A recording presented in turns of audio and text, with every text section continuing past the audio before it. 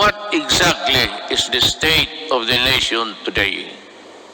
In the light of the pandemic which has paralyzed business activities and crippled even the strongest world's economies. So, where do we go from here? Looking back to our accomplishments. In my first SONA, I laid down with utmost commitment and resolve the overall direction of my presidency. A comfortable life for all Filipinos anchored on a people-centered approach to development and governance. If I remember correctly,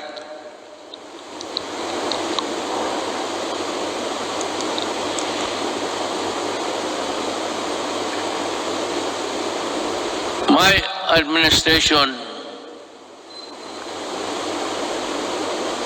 I said, will implement a human approach to development governance in our people's welfare in the areas of health, free education, adequate food and housing, environmental preservation, and respect for the culture. I bore no illusions that steering a nation towards a comfortable life for every Filipino would be easy. Indeed, the past 5 years have truly been challenging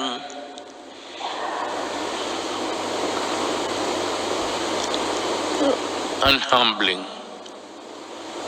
I stand here before you today bearing no conceit, but if there is one thing that I could be proud of, is that not once did I waver in doing the unpopular, even if it meant upholding the greatest good for the greatest number.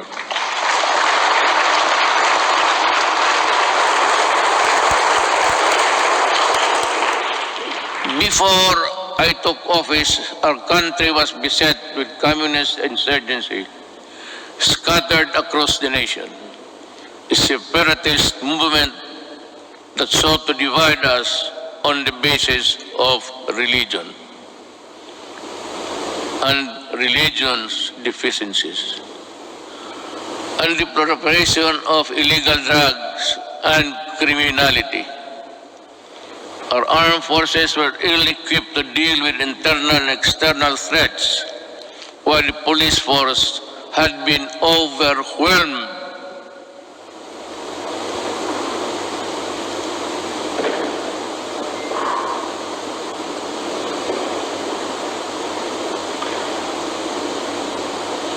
by criminality and the drug trade problem.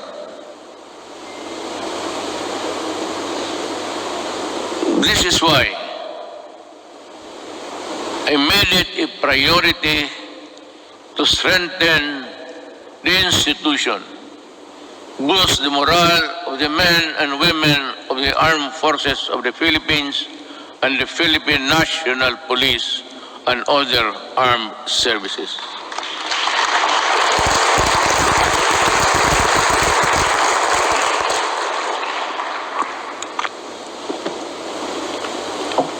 Again,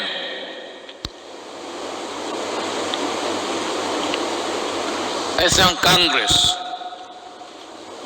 for working with the Executive Department in enhancing capabilities of the AFP and PNP through our modernization program. In 2018, we raised the salaries of our military and uniformed policemen and personnel to a level commensurate to the critical role they play in upholding national security and maintaining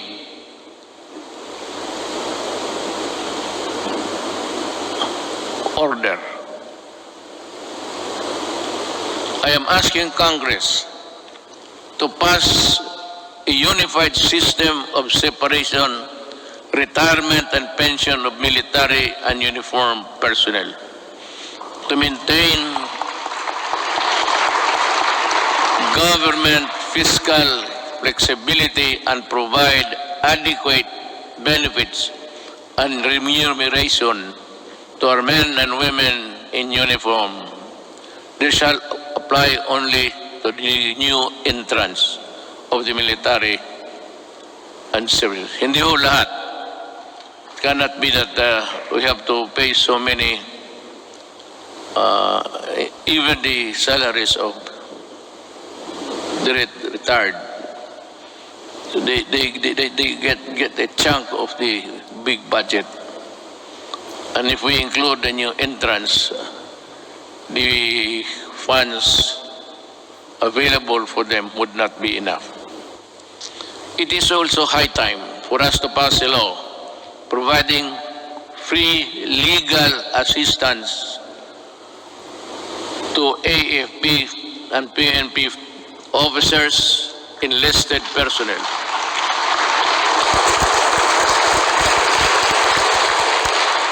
To help them from charges arising from incidents related to the performance of official duty. The continuous upgrading of our defense capability shall ensure that we shall uphold our territorial integrity and sovereignty from external and security threats among the new additions.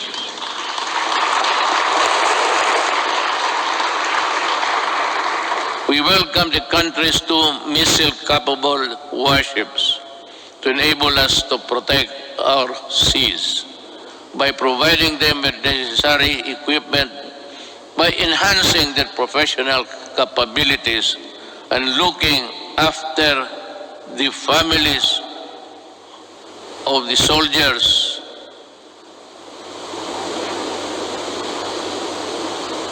who would not be longer be in their company. We do not only strengthen our military and police institution, we also inspire them to serve this nation with the highest degree of loyalty and patriotism. We enable them to carry out their mandate to defeat all enemies of the state, whatever the cost. Indeed, I am proud of the accomplishments of our troops in securing our nation against all threats to our democratic institution.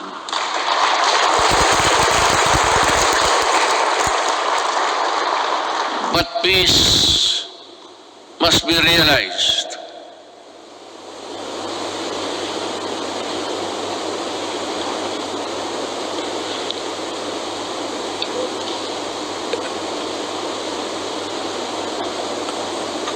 Peace and security is not only just a military concern. That is why we deviated from the traditional purely military approach in dealing with matters of national security. With the creation of the National Task Force to End Communist Armed Conflict, or NTF-ELCAC, we have made great strides in addressing the root causes of this conflict by empowering our kababayans who have been used by the communist for many decades.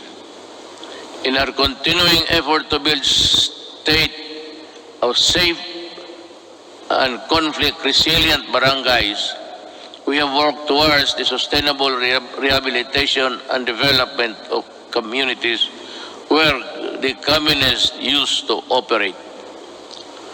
Through the NTF-ELCAC, we invested in farm-to-market roads, school buildings, water and sanitation, health stations, and livelihood. Alam mo, kasali na tayo dito lahat. Always, every law or every regulation must pass Congress, of course, to the President. But sometimes, you know, in our,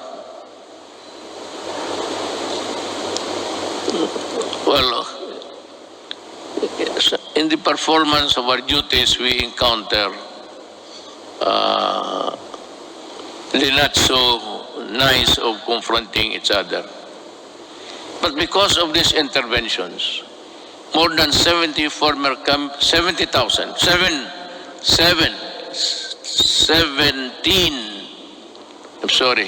former communist rebels have surrendered to government. They have returned to the folds of the law and are happily reintegrating programs or their local eclipse.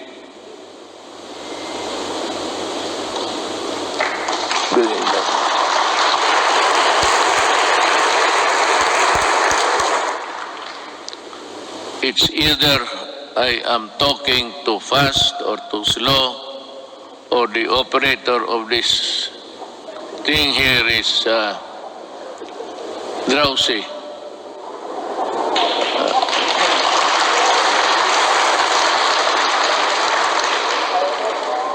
Maybe because I had so many ad-libs along the way. Marami akong akin lang. Kaya yung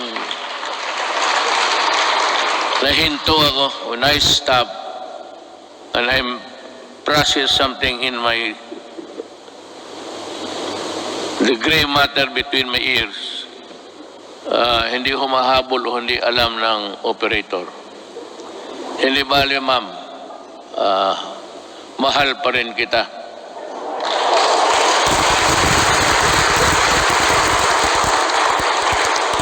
Lalaki ba ito o yung mga babae? Kagabi yung mga babae, sila? Oo, sabihin mo sa kanila, magipagkita ako maya.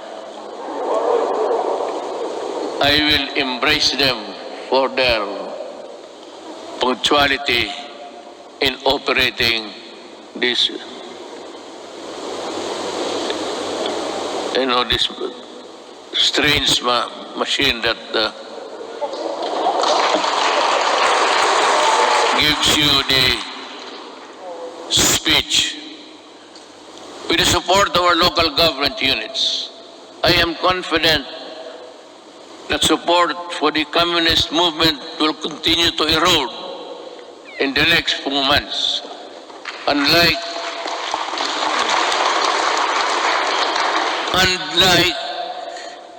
the decades-old Moro rebellion in Mindanao, we also bring an end to the armed struggle of the communists once and for all.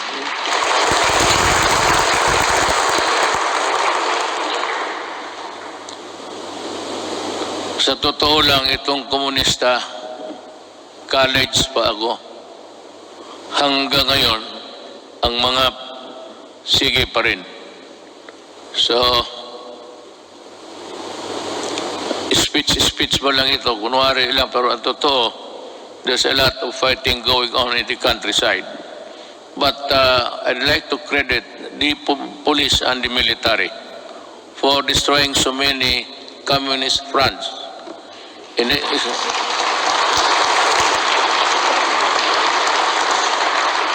I think they have destroyed more than 15 apparatus or the fronts of the Communist Party of the Philippines. Alam mo,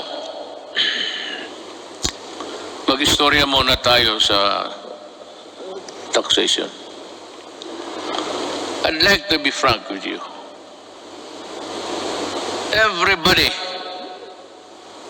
Everybody in this country are paying taxes to the communists. The Communist Party earns billions. but pass on a little to their fighting men who die for an ideology that is so rotten and corrupt. They themselves are pocketing the money, and their children are studying in Europe and in other places, which I think none of you here can finance such journey. Yan ang masakit dito. They collect taxes, support season in Netherlands, and they do nothing but bad-mouth government and mouth war dogmas and everything. Hindi na sila nagpagod. It's about 53 years in the making. And until today, the poor people are dying. The cadres, and most of them belonging to the indigenous tribes of our country, are fighting a losing battle between communists and the government. They waste lives, they enlist children, and they are proud of it, but they deny it. But when you go to the mountains, such as I and Senator go many times, even during the elections, they were there with so many arms that I think somebody, an idiot here in the Philippines, supplied the firearms. I'd like to ask Congress, especially Senator Bato, kindly dig on, because we have identified the person who imported the AK-47 into this country on the pretext of using it in the security, providing security and guards in business establishments, and for those who can afford their home. This policeman, I think, is still there. He was a colonel, and she is still, walang nangyari. At maraming sundalong namatay dahil sa mga armas na pinasok nila dito sa Pilipinas. So that my orders to you, if you see them walking around, kindly shoot them dead. We will be happy. Anyway, you're already charged in the ICC together with me. So what is the problem of adding another one? Another idiot Filipino who has caused great damage to our country. Yan ho ang totoo dyan. At itong mga pulis, but let me go back in time. When I first said I will fight drugs in 6 months, I thought it was like in Davao. You can either coerce, intimidate, or bribe them, or give them money. I said, lumabas kayo ng Davao, doon kayo magkalat sa Luzon at sa ibang lugar. Huwag dito sa Davao. Naniniwala naman ang mga ulol at we were able to attain a sense of normalcy in the city.